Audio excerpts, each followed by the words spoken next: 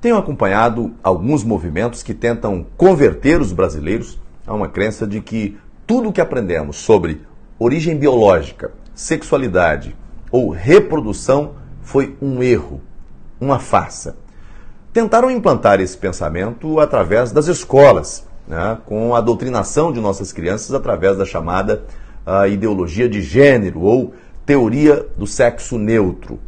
Participei desse debate ativamente na Câmara dos Deputados quando era deputado federal.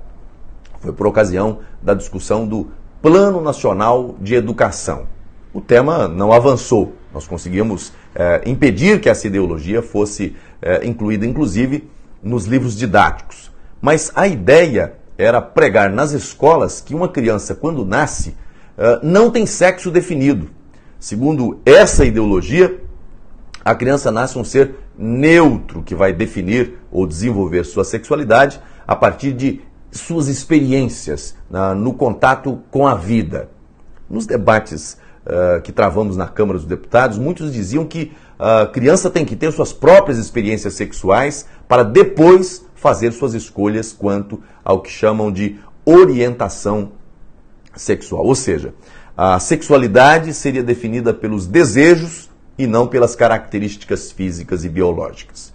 Isso simplesmente seria o fim da inocência de nossas crianças, que precisariam ser expostas a práticas sexuais iniciais, como se isso precisasse fazer parte de uma tal construção da sexualidade. É a total negação do sexo biológico.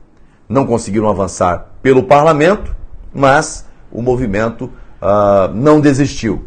Em muitos lugares, inclusive Brasil afora, em algumas escolas, até banheiros foram adaptados para serem neutros, né, de meninos e meninas. Como esse movimento é, antes de tudo, cultural, atualmente tem ganhado muita força através de autores, de produtores, do cinema e de canais de comunicação em geral.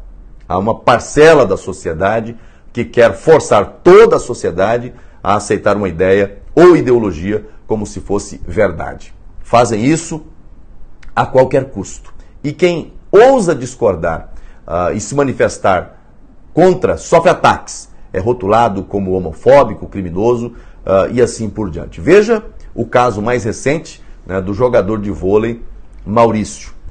Promoveram um verdadeiro linchamento contra ele. Está em voga hoje a cultura do banimento, algo surreal. Só se esqueceram de uma coisa. Os que defendem família, valores, princípios são maioria. E embora não se manifestem publicamente, também não concordam com essa política, com esse patrulhamento.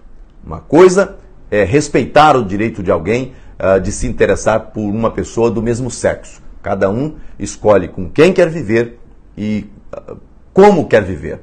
Faz parte da liberdade de escolha, do livre-arbítrio de cada um. O problema é quando querem transformar uma conduta como padrão social sem possibilidade alguma de opiniões divergentes. Isso é típico de culturas totalitárias. Respeitar sim, mas isso não significa concordar, incentivar ou promover. E hoje há um tipo penal criado pelo Supremo Tribunal Federal que visa intimidar os que têm opiniões diferentes, ou divergentes quanto à pauta homossexual. O crime de homofobia, que foi equiparado ao de racismo, ou seja, imprescritível e inafiançável.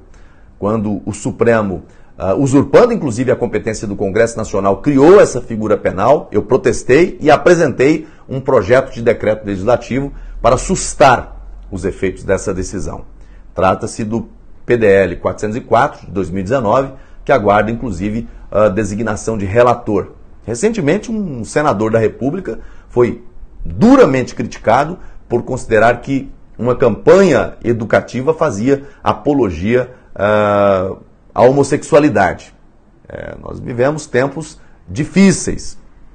Espero que o PDL que apresentei tramite e que seja aprovado, excluindo essa aberração jurídica criada pelo STF, que implantou no Brasil um verdadeiro crime de opinião. Somos uma nação conservadora que defende as liberdades e não podemos aceitar qualquer tipo de mordaça.